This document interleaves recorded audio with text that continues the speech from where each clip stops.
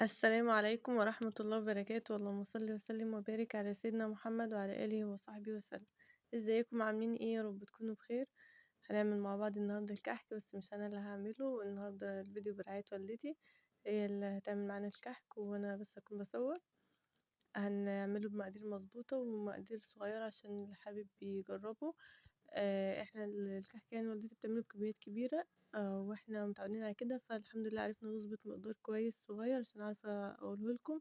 واللي عايز يعمل طبعا نص المقدار هيعمله. بصوا كحك تحفة جدا ودايب وحاجة كده. من الاخر يعني. هنصلي على الحبيب وهنبدأ الفيديو بتاعنا على طول. ويا ريت لو انا في ناس كتير عارفة ما تعرفش نوع الكحك ده. وجربوه ان شاء الله يعجبكم جدا جدا، ومن الحاجات التحفة جدا. واحنا المقدار ده عملناه وخلص على طول. هنصلي على الحبيب ونبدأ الفيديو بتاعنا على طول. اول حاجة هعملها هي الجاهزة الخميرة.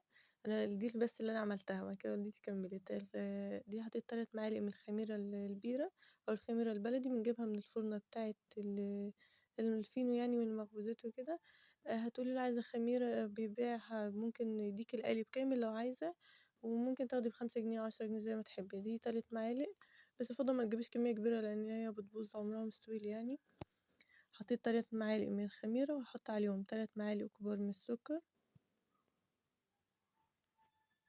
ممكن طبعا نستبدلها بالخميرة الفورية عادي، مفيش مشكلة. بس دي بصراحة بتكون افضل يعني. بعد كده هحط عليهم الحليب الدافي وهسيبهم وهنقلبهم كويس جدا، وبعد كده نسيبهم شوية لحد ما نشوف هنعمل ايه في العجينة بتاعتنا. هكتب لكم برضو المقادير بالظبط في الصندوق الوصف.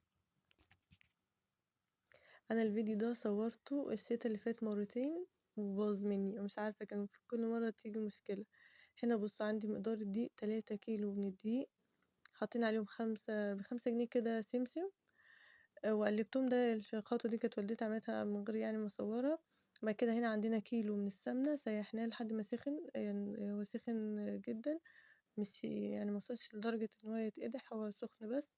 انا والدتي بتقلبه بالمعلقة بس عشان ايه؟ هو سخن يعني لسه مش هيستحمله ايه ده. سبت خطوات الدقيق كلها او العجين كلها عشان تكون واضحة يعني قدامكم. محبتش بصراحة اجري حاجة، عشان تكون كل حاجة واضحة يعني. بس هو في المرتين اللي صورتهم قبل كده يعني تقريبا من سنة، وحصلت مشكلة في كل فيديو يحصل حاجة مقطع يتحذف كده يعني، ما لقوهوش موجود متصور.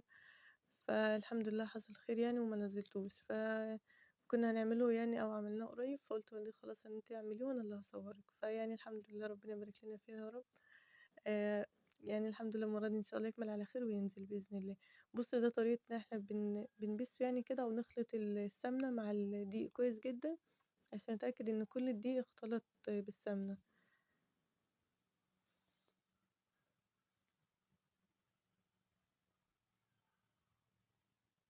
بس هنفضل نعمل كده لحد ما خلاص ايه. انا كنا في نفس الطبق عملنا يعني عجنا شوية قبل كده نفس المقدار ده مرة كمان.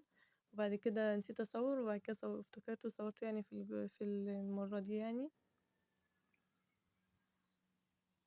بس تعبناها معانا يعني اليوم ده. ربنا يبارك لنا فيها، وان شاء الله اللي يجرب الكحك ويعجبه ويستفاد منه ويدعي لها. بس اعمله كويس جدا كده، وبعد كده هنبدأ نعجن بالمية. بصوا العجين الأول، معلش هكلمكوا على الدقيق. الدقيق ده أي نوع دقيق متعدد الاستخدامات، مش لازم نوع دقيق معين يعني. السمنة زي ما تحبي، سمنة نباتي أو سمنة بلدي أو خليط من السمنة والبلدي مع سمنة نباتي، مفيش برضه مشكلة. هو كيلو بالظبط على 3 كيلو من الدقيق. وعليهم ب5 جنيه سمسم ورشة ملح. وده كده كل المكونات اللي هي موجودة دلوقتي قدامنا في الطبق. بعد كده الخميرة زي ما قلنا 3 معالق كبار من الخميرة، عليهم 3 معالق كبار من السكر، وحطينا عليهم حوالي كوباية من اللبن الدافي. وبص ده كان شكلها بعد ما اتفعلت يعني. بننزل بقى بعد ما نبس الدقيق بالسمنة كويس جدا، ننزل عليهم بالخليط اللي هو الخميرة.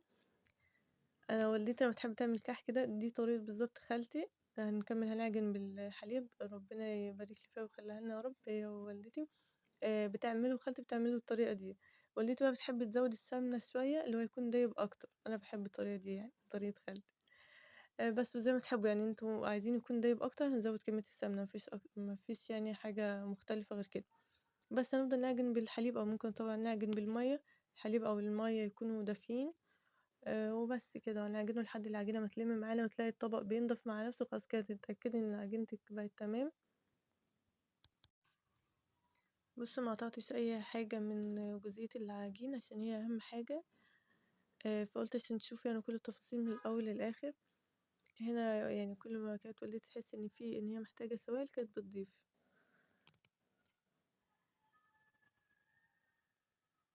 حطينا أول حاجة كوبايتين من الحليب، وبعد كده دي الكوباية التالتة كانت الكوبايات اللي هي الكبيرة دي، يعني مش الكوب المعياري الصغير، لأ دي كوباية كبيرة. ولمّا كانت بتحس إن العجينة محتاجة بنضيف لها لحد ما نحس القوام بتاعها مضبوط. ما بنزوّدش كمية المَيّة مرّة واحدة عشان ما نضطرش نزوّد دي وبعد كده المقدار يختلف معانا. فلأ بنحط زي ما تحس إن هي محتاجة.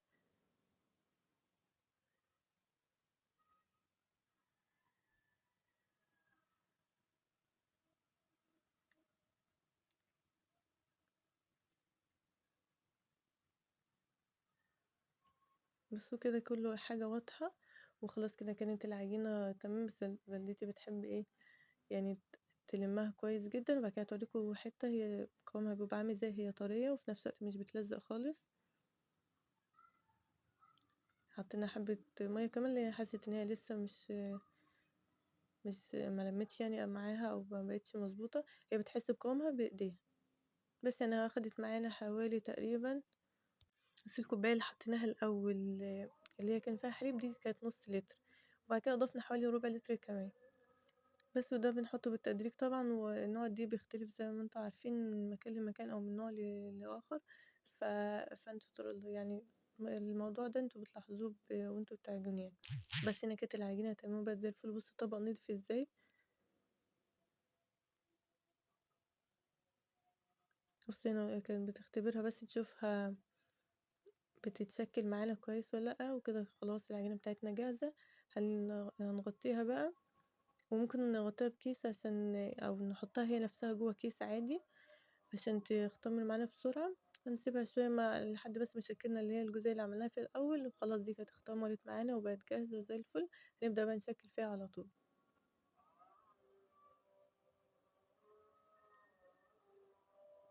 الرسول تصورهم كده وهي بتشكل. احنا كنا يعني فرشين وقاعدين كده في الأرض، فكان كل واحد حاطط صينية على قدامه وبيشكل كده بالشكل ده. ناخد قطعة ونلفها كده ونقفلها بالصباعين كده ضغطتين، وخلاص كده بتبقى تمام وجاهزة. ونتأكد من ان احنا قافلينها كويس عشان متفتحش معانا. هنحطها بقى في صاج مش مدهون اي حاجة. هنكمل باقي التشكيل بالشكل ده برضو، بس حبيت اصور لكم كام واحدة كده. ما بياخدش معانا وقت، واللسان بقى لو الاولاد يشاركوا في الجزئية دي حلوة قوي، حتى لو هما يبهدلوا مش هيعملوا نفس الشكل اللي احنا عايزينه. احنا بنحب نعمل حجم الكحك كده صغير بس، وبنقفلها كويس جدا وخلاص. والصاج زي ما قلنا مش مدهون اي حاجة. الفرن في الوقت ده كان متسخن. طبعا احنا بعد ما شكلناهم بنسيبهم يختمروا. دي بتكون تاني مرة لان احنا بنخمر الكحك بتاعنا مرتين، مرة بعد العجن ومرة تانية بعد ما نشكله. هنا كان شكله ده بعد ما اختمر خالص وبقى تمام خلاص. شغلت الفرن وهندخل، فقلت خلاص اصوره واوريهولكم. دول اللي هنا ده كان قبل ما يتخمر، يعني في فرق ما بين الاتنين هتلاحظوا في الشكل. بس معلش ممكن يكون انا يعني حطيت المقطعين عكس بعض، بس خير يعني مفيش مشكلة. بس شغلت هنا الفرن وكان سخن. هنبدأ بقى نسوي معانا. بيدخلوا ما بياخدوش اي وقت خالص، على درجة حرارة متوسطة، يعني ما حوالي مثلا 10 دقايق لربع ساعة. بصوا لدرجة الحرارة عاملة ازاي. هي مش عالية، هي الجزئية اللي على اليمين دي تبان ان هي عالية شوية، بس هي مش عالية، عادي يعني متوسط. وتحت نفس النظام. وبس ده كان شكله بعد ما خرج. بصوا من تحت ومن فوق لونه تحفة جدا. بصوا بقى لو انت عاملة كمية كحك اكبر من دي كمان ممكن نحمصها. يعني بعد ما نخلص خلاص سويناها ندخلها الفرن تتحمص. بتكون على درجة حرارة اهدى درجة حرارة بتعرفي توصلي لها. ولكن انا محمصتهمش، انا سويتهم وكان كده تمام لان مش كمية كبيرة ولا حاجة. وده كان شكلهم، ودي الكمية اللي عملتها أو خرجناها من 3 كيلو. وبس هنقدم جنبها شاي وبألف هنا. واتمنى يكون فيديو النهاردة حبايبي عجبكم وجربوها على ضمانتي. وادعوا بقى لوالدتي وخالتي ربنا يبارك لي فيهم يا رب. وخلاص أشوفكم بقى في فيديوهات جاية بإذن الله. وإن شاء الله مع بعض هنعمل يعني معظم الوصفات اللي يخلّينا إن شاء الله نستغنى عن إن إحنا نجيب حاجات من الفرن، وأسيبكم في رعاية الله، مع ألف سلامة. السلام عليكم ورحمة الله وبركاته.